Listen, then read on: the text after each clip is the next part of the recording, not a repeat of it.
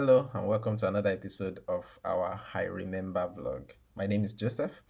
In today's episode, I'm reflecting on a word that we use a lot in the Christian faith, a word that is central to our Christianity, the word faith.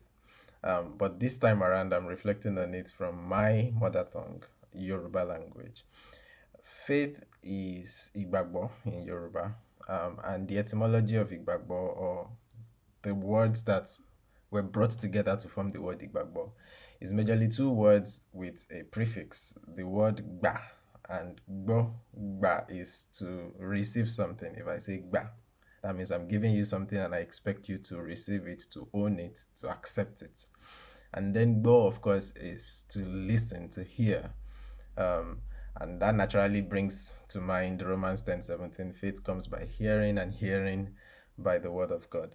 But the interesting thing that came alive to me when I was reflecting on that word formation, the igbagbo, the high in front of it is just what turns the two verbs of gba and gbo into a noun.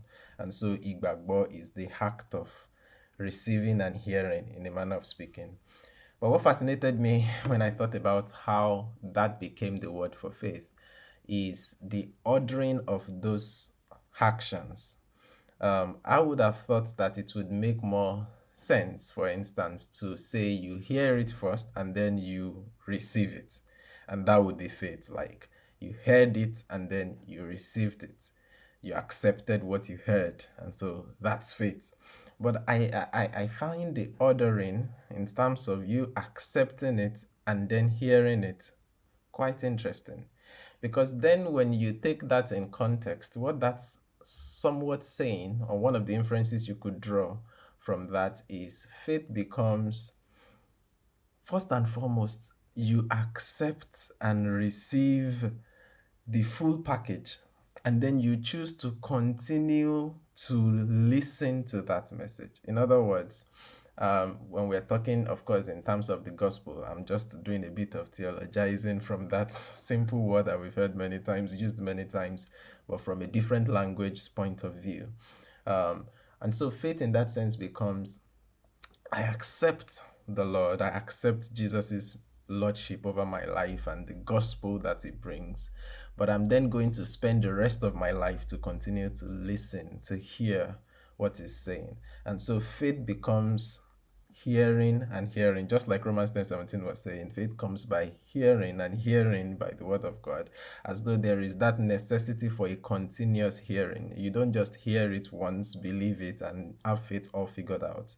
No, you accept the full embodiment of the package of who Jesus is, who God is, what he has done, the finished work of Christ, if you will, even though you've not actually heard it finish. You've not heard all there is to hear about it.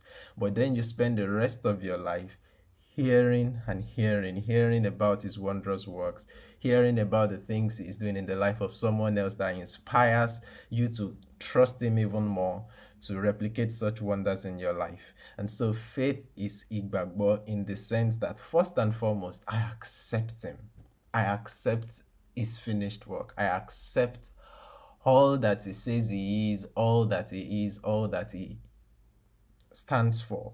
And then I will spend the rest of my life on this side of eternity to continue to unpack by hearing and hearing and hearing yet again the beautiful message or implications that can be drawn from what I have accepted.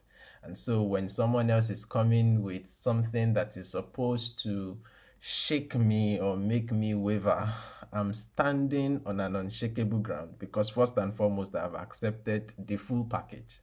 And now I'm just continuing to hear it again and again.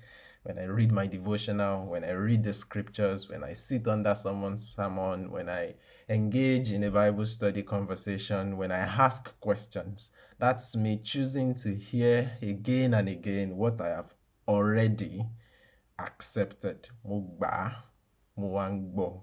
I've accepted him and I will continue to hear what I have accepted.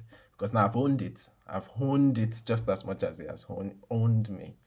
So I can sing that song, I am yours and you are mine.